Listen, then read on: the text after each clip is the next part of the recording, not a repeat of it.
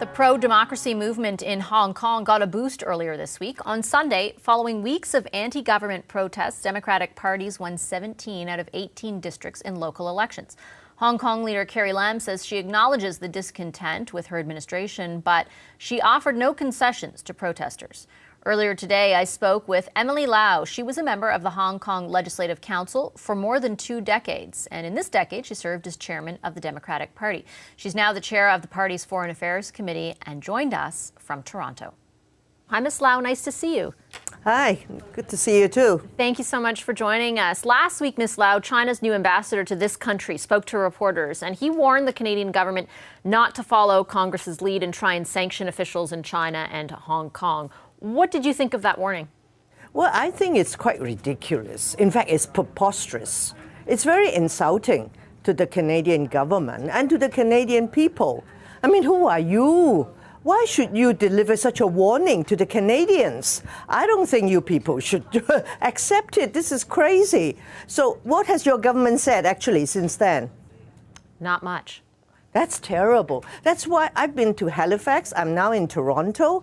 And the Canadians I've met said, oh, it seems our government is quite spineless. And of course, they're under a lot of pressure from the business people who just want to trade, and more money, sell pork, sell lobsters, sell gas, and all that. And where is the dignity of the Canadian people? I'm not against trading. Great. But you also should get China to respect the Canadians. If I could play devil's advocate for a second, my guess is, and I'm not at all speaking for the government, my guess is that there are more considerations beyond just the economic ones, chief among them the detainment of 2 Canadians, Michael Spavor and Michael Kovrig. I'm sure you're familiar with the case. What do you, I mean, obviously you have a take already on the Canadian government's lack of response to what's happening in Hong Kong, but might that be a consideration for the government as well? And if so, how should they be navigating it from your perspective? Well, of course, the Canadians whom I've met have said that they want the 2 Michaels to come back. And of course, the Canadian government should speak to the Chinese government about the 2 Michaels.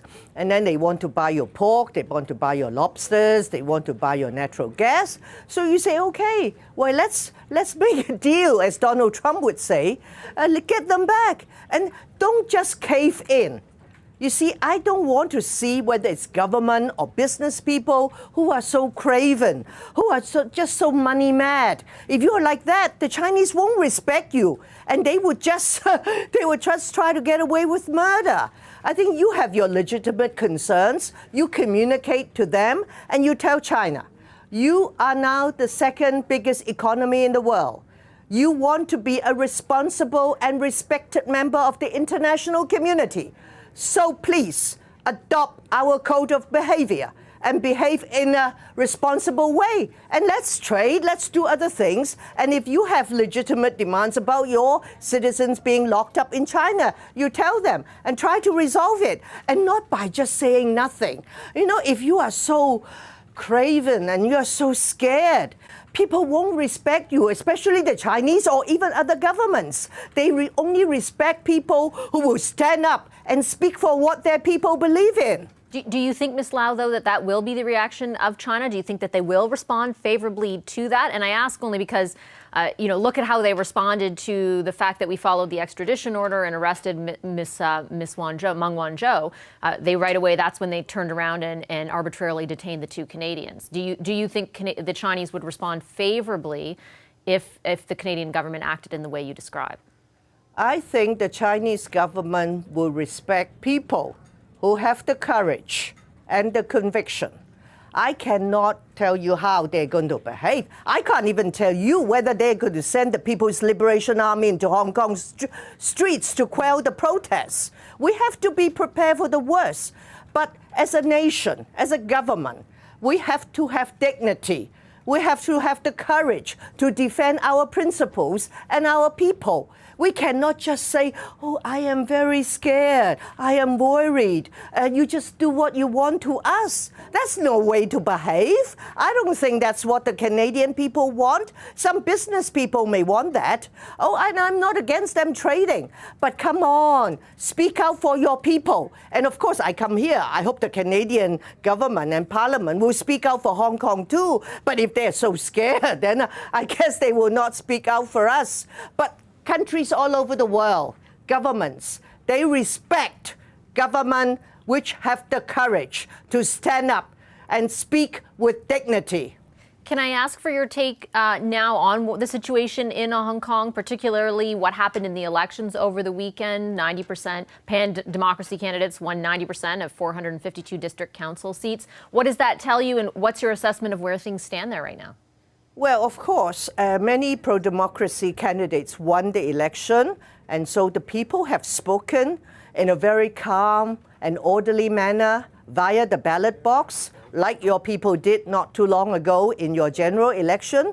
So I hope the Hong Kong government and the Chinese government in Beijing will respect the wishes of the people and will not come down on us like a ton of bricks. But as I said, you never know what the Chinese government would do. If they get so furious, they may crack down on us. So that's why I'm in Canada, telling the politicians, telling your people, and I want to remind you, there are 300,000 Canadian citizens living in Hong Kong. So it's not just helping Hong Kong, but also helping your own people. And more than 1,000 Canadian companies operating in Hong Kong. So I hope the Chinese will calm down. They will get Carrie Lam's government to listen to the people's demand, and one of which is to set up an independent commission of inquiry. And we hope that people will really dial down and let us, not to see the tear gas being fired at the people every day. Specifically, though, when you talk about what you'd like to see from the international community, would you like to see, for example, the Canadian government levy sanctions? Well, I think that sanction is something that, of course, should not be ruled out. If there are rivers of blood running in Hong Kong and in other places, sanction must be something that should be considered. But right now, we want the Canadian government, your Prime Minister Trudeau, to tell the Chinese to really calm down and help Hong Kong to return to normal life, to listen and respond to the wishes of the people, and to set up this commission of inquiry. And of course, help Hong Kong on its way towards democratic government. But we're not asking for independence. No, we're asking for Hong Kong's high degree of autonomy, which was promised by the Chinese government to the British government in 1997 and to the whole world. China is now reneging on its promise. If they renege on their promise to us, they will renege on their promise to the Canadians and to others. So I don't think the government of Canada should just be quiet and dare not say anything. Okay, I'll leave it there. Thank you, Ms. Lau. Really appreciate your time. Thank you. Emily Lau, Chair of the Hong Kong Democratic Party's Foreign Affairs Committee from Toronto. Hi, I'm Vashi Capellos, host of Power in Politics. See more of our show by subscribing to the CBC News channel or click the link for another video.